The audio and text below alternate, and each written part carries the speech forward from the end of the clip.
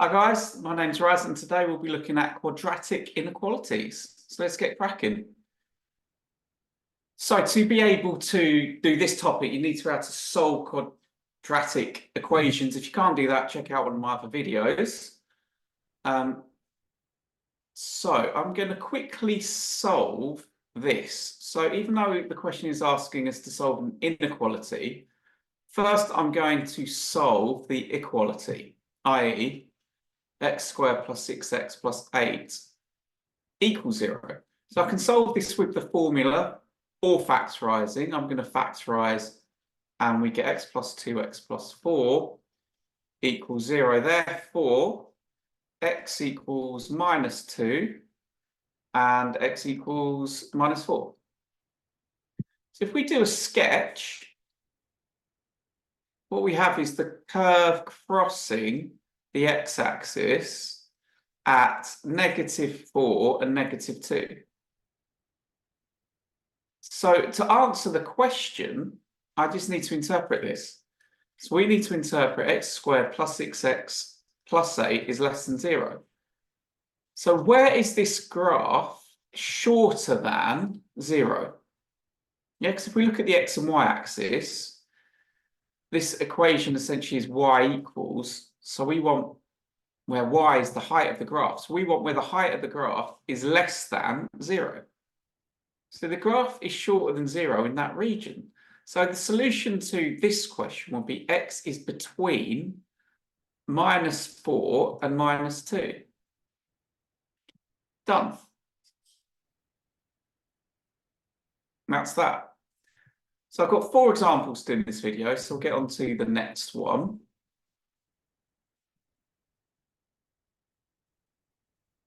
So again, we need to solve the equation. So first I will solve x squared plus 2x minus 35 equals 0.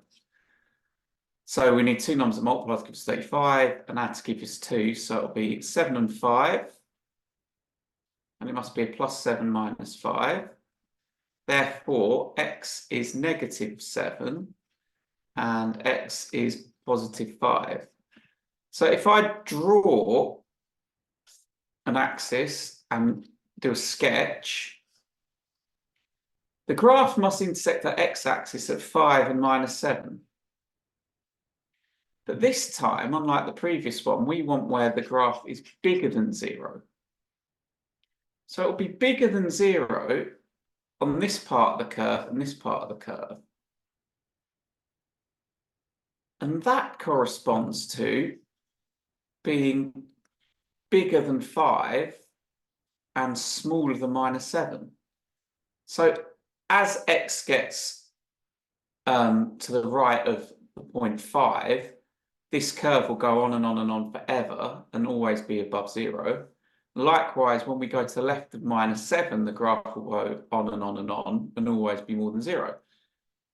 So what we have is, so the solution to the equation x squared plus 2x minus 35 is bigger than 0 will be to the right of x is 5 and to the left of -7.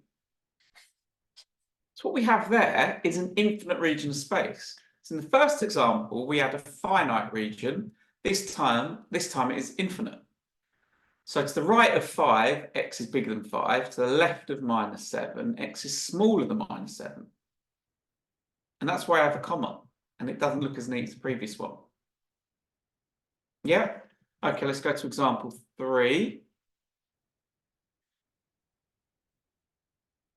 So again, I'm going to quickly solve that. So if we solve x squared minus 9x plus 14 is less than or equal to, it's equal to 0, we'll have 7 and 2. So x minus 7, x minus 2 gives us x equals 7 and x equals 2. So if we do the sketch, 2 and 7 will correlate to those points there. And we want this time where the graph is less than or equal to 0, which will be here. So the solution to x squared minus 9x plus 14 is less than or equal to 0 is simply x is between 2 and 7.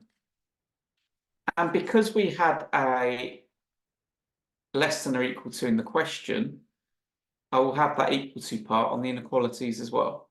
So that's what dictates whether it's strictly less than or less than or equal to. Yeah, it's just what's in the question. And the last one,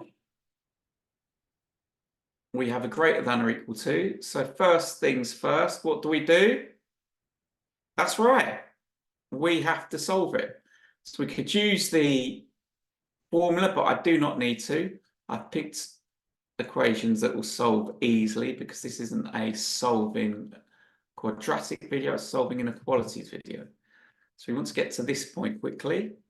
So that is a 1 essentially. So 6 times 5 will give us 30, and we'll have a gap of 1. And minus 6 plus 5 is minus 1. Therefore, the solutions are 6 and negative 5. If I do the sketch, we'll have 6 and 5 there. And this time, we want where the graph is bigger than 0, which will be there and there. So the solutions will be to x squared minus x minus 30 is bigger than or equal to 0. X is to the right of 6, so it's more than or equal to 6, comma, x is to the left of minus 5, so it is less than or equal to minus 5.